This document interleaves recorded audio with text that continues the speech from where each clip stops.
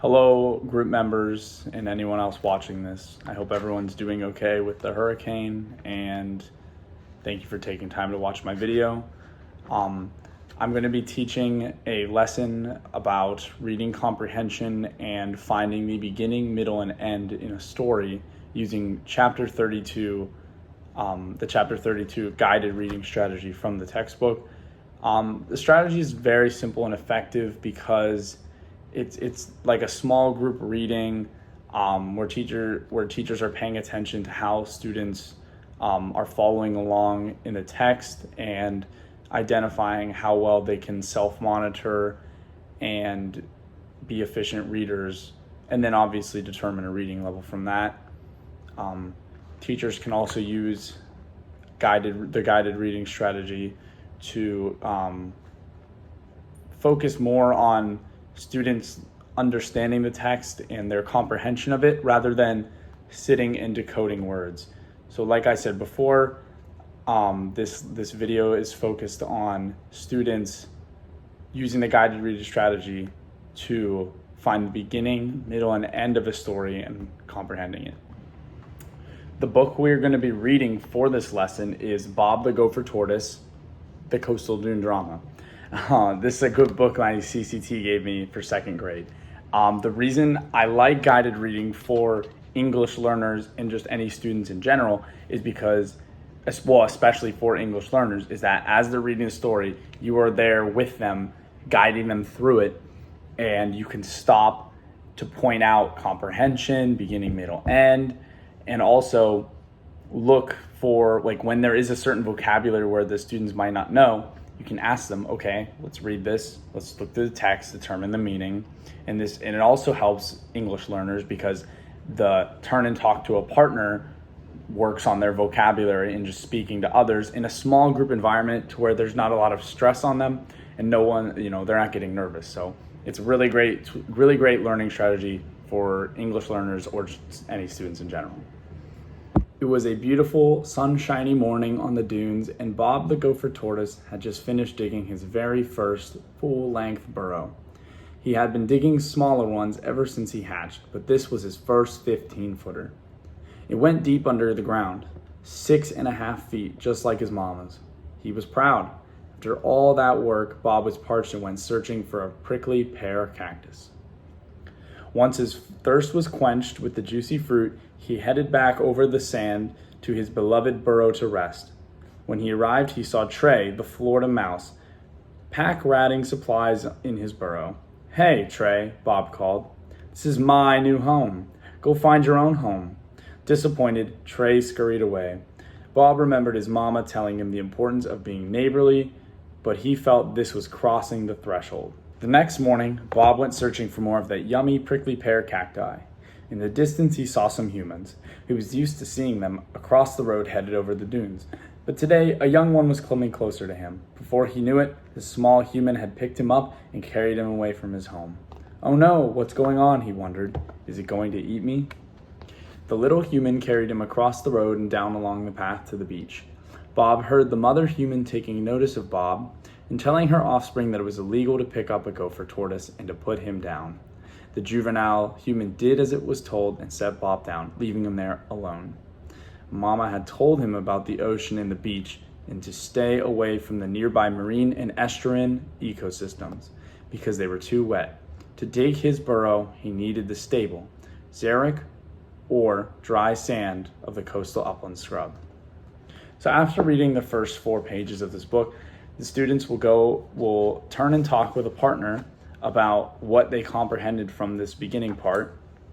And we will identify and make sure that students are aware that this is the beginning of the story. They will see what the problem is, which was that the tiny mouse Trey came and took Bob's hole that he was really proud of digging. And it was a hard work because it was his first one. So that's the problem. Students will identify that and turn and talk with a partner. And they will also identify that this is the beginning of the story. Dennis, the Florida scrub jay, noticed Bob in distress and flew to see what the matter was. "You're quite a ways from home, Bob. Why are you here, Dennis?" "A human man kidnapped me and then let me go on the beach," Bob cried. David, the 4-spotted pennant dragonfly, help direct you back home, but I think I'm lost again. Dennis nodded his head and explained, "You've entered the coastal scrub ecosystem, Bob, but it's still far from your burrow. Follow the plants you know, the saw palmetto, Florida privet, rosemary, Spanish bayonet, and prickly pear cactus, and you'll find your way to the road. Just before your home, the humans' road fragmented your habitat, but once you cross the road, you'll be back in your neighborhood, where your burrow is." Relieved, Bob thanked Dennis for his assistance. "My pleasure, Bob. Just be careful of the fire ants along the way." Dennis warned as he flew off. "They're an exotic species that have a nasty sting." Hungry Bob ate some of his prickly pear cactus fruit before he took Dennis's directions and slowly made his way to the scrub. Finally, he came to the top of the bank at the side of the human's road. If he could have jumped for joy, he would have, for he knew his burrow was not far from here. Bob whipped his head around and saw David, the four-spotted pennant dragonfly, hovering above him. "Hi, David. I'm almost home." "I see that, Bob. You made good progress. You may even beat the afternoon showers. You still have to get across the road, though." Sounding concerned, David asked, "Have you ever crossed the road before, Bob?" "No," Bob replied, confused by David's tone, "but it's just a short distance to the other side." "Yes, Bob, but you need to stop, look both ways, and listen, because humans travel down the road inside huge, dangerous shells. The human shell is so heavy it could crush you." "Oh," Bob explained, "I've heard of those before. They sound scary." "Yes, Bob, they're even scarier than our periodic fires on the dunes," David replied. So after students have read these next pages, they will determine that this is the middle of the story and that the problem is that Bob was picked up and moved away from his hole that he dug that the mouse took, and that he now has to find his way back. He's getting help from friends, but he's encountered another issue, is that he has to cross the road. So students can turn and talk, predict what's going to happen next, and also find what Bob's solution will be. As the dust cleared, Bob's shell appeared, seemingly intact. He had heard the monster disappear in the distance and slowly opened his eyes and realized that he had survived. Unharmed, the human shell must have been high enough off the ground to just miss Bob. It was a harrowing experience that Bob did not want to repeat, so he quickly emerged from his shell and moved lickety-split across the rest of the road. Panting, Bob began the last leg of his journey up the bank to his neighborhood. The feeling of jubilation energized him as he began to recognize his surroundings. There was a prickly pear cactus that he visited yesterday, and just up ahead was his burrow. His home. In the distance, Bob heard thunder rumbling. Already moving at a clip, he picked up his pace to beat the rain, beginning to sprinkle down. As Bob approached the entrance to his burrow, he noticed some footprints. Curious, he stopped at the opening and peeked inside. He didn't see anyone. Rain started to fall, so Bob rushed into his home sweet home. Alarmed, he saw a new hole dug into the side of the burrow's wall. "Hello," he called timidly. Trey, the Florida mouse, appeared. "Bob, you're back," he exclaimed. "I'm so sorry you were gone for so long. I thought you were gone for good. I know you don't want me in here, but may I stay until the storm is over?" "Trey, I'm so glad to see you. You don't have to leave ever. I've learned so much about friendship today, and I'm so happy you're my friend. Mi casa es tu casa, amigo." "What?" Trey asked. Bob grinned. "My house is your house, my friend." So now this is the end of the story, and you can ask the students to turn and talk about what happened in the end to make sure they comprehended it. And then you can also ask them to see what the overall problem and solution was in the story.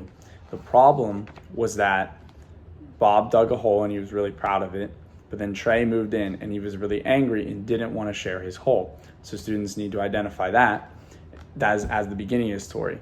They need to identify the middle of the story as Bob getting taken from his hole and moved far away, but then he has his friends, the friendships he made along the way and the people he knew, or the animals, they help him find his way back throughout the story.